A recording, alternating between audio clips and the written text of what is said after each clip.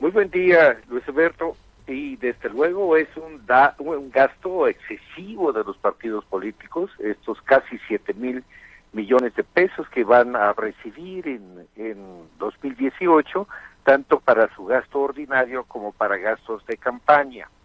Y bueno, Luis Alberto, hay que decir que adicionalmente a esto, los partidos reciben una porción, una cantidad semejante que prácticamente duplica su financiamiento federal, porque del que hablamos, los casi 7,000 millones de pesos, son solamente los que les entregará el Instituto Nacional Electoral, pero hay que contabilizar también lo que se les entrega a las dirigencias partidarias por parte de los órganos estatales y que desde 2014 se calculan de la misma manera que el financiamiento federal.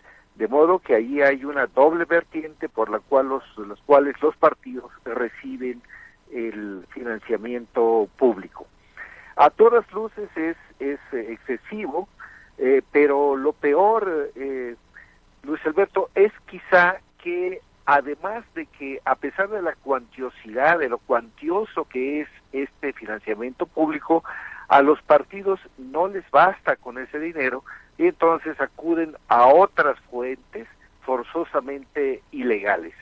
Es común que en los estados el gobierno financie con dinero de las arcas públicas a su partido, lo cual es una práctica que lamentablemente las autoridades electorales no han podido frenar.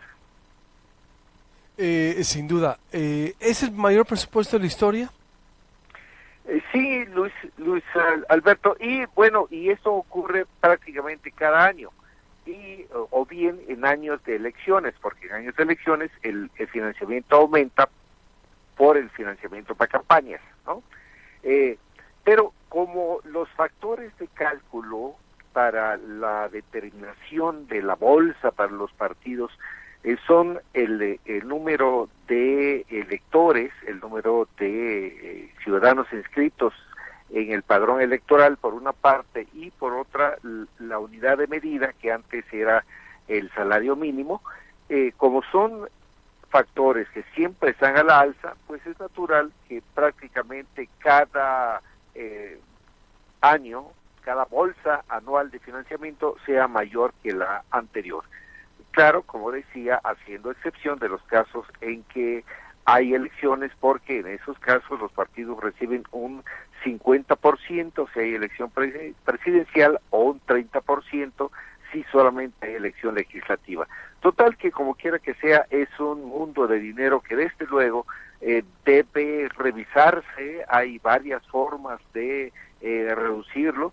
Pero además, Luis Alberto, si a esto le agregamos el gasto que va a tener el INE y que van a tener los órganos electorales locales, tanto administrativos como jurisdiccionales, es decir, institutos y tribunales, la verdad es que es un gasto descomunal el que este país destina a la materia electoral, y es algo que tiene que revisarse para hacerlo racional. Este año está costando alrededor de 30,000 millones de pesos el gasto electoral total en ese país, tanto federal como estatal. Es demasiado.